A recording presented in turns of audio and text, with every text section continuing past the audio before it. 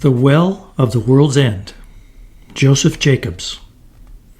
Once upon a time, and a very good time it was, though it wasn't in my time, nor in your time, nor anyone else's time, there was a girl whose mother had died, and her father married again. And her stepmother hated her because she was more beautiful than herself, and she was very cruel to her. She used to make her do all the servants' work, and never let her have any peace. At last, one day the stepmother thought to get rid of her altogether. So she handed her a sieve and said to her, "Go fill it at the well of the world's end, and bring it home to me full, or woe betide you." For she thought she'd never be able to find the well of the world's end, and if she did, how could she bring home a sieve full of water? Well, the girl started off and asked everyone she met to tell her where was the well of the world's end. But nobody knew, and she didn't know what to do, when a queer little old woman, all bent double, told her where it was and how she could get to it. So she did what the old woman told her, and at last arrived at the well of the world's end. But when she dipped the sieve in the cold, cold water, it all ran out again. She tried and she tried again, but every time it was the same, and at last she sat down and cried as if her heart would break. Suddenly, she heard a croaking voice, and she looked up and saw a great frog with goggle eyes looking at her and speaking to her. "What's the matter, dearie?" it said. Oh dear," she said. "My stepmother has sent me all this long way to fill this sieve with water from the well of the world's end, and I can't fill it nohow at all." "Well," said the frog, "if you promise me to do whatever I bid you for a whole night long, I'll tell you how to fill it." So the girl agreed, and the frog said, "Stop it with moss and daub it with clay, and then it will carry the water away." And then it gave a hop, skip, and jump, and went flop into the well of the world's end.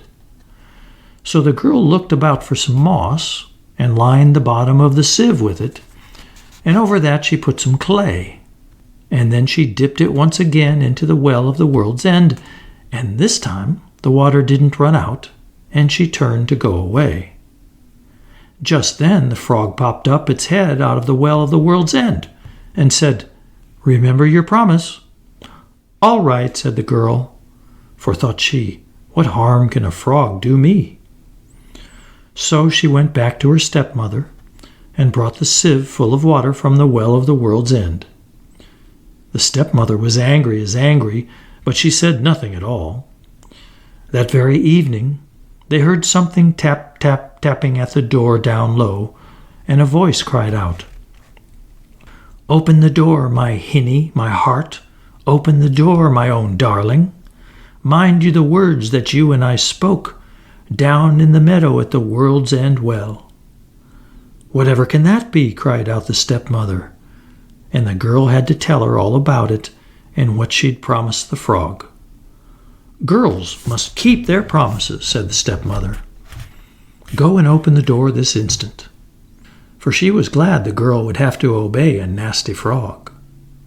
So the girl went and opened the door, and there was the frog from the well of the world's end, and it hopped, and it hopped, and it jumped, till it reached the girl, and then it said, "Lift me to your knee, my hinny, my heart.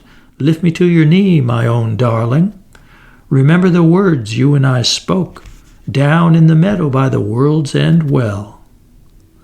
But the girl didn't like to, till her stepmother said, "Lift it up this instant, you hussy. Girls must keep their promises." So at last she lifted the frog up onto her lap, and it lay there for a time till at last it said, "Give me some supper, my hinny, my heart. Give me some supper, my darling.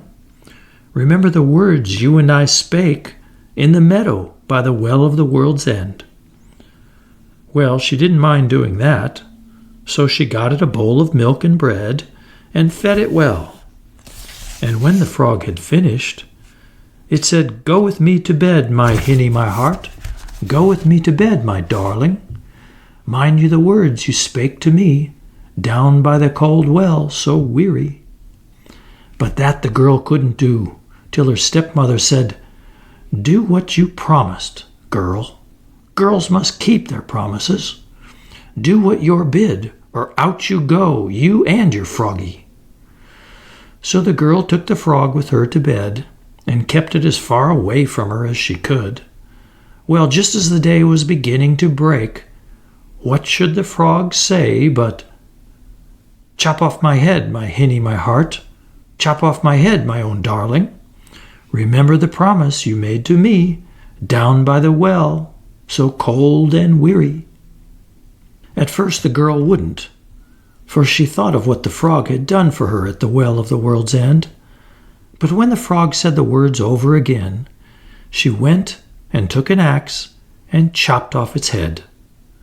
And lo and behold, there stood before her a handsome young prince, who told her that he'd been enchanted by a wicked magician, and he could never be unspelled till some girl would do his bidding for a whole night and chop off his head at the end of it.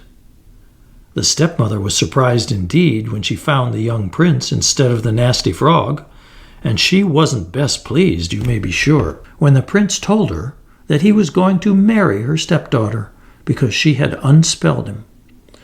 But married they were, and went away to live in the castle of the king, his father, and all that the stepmother had to console her was that it was all through her that her stepdaughter was married to a prince.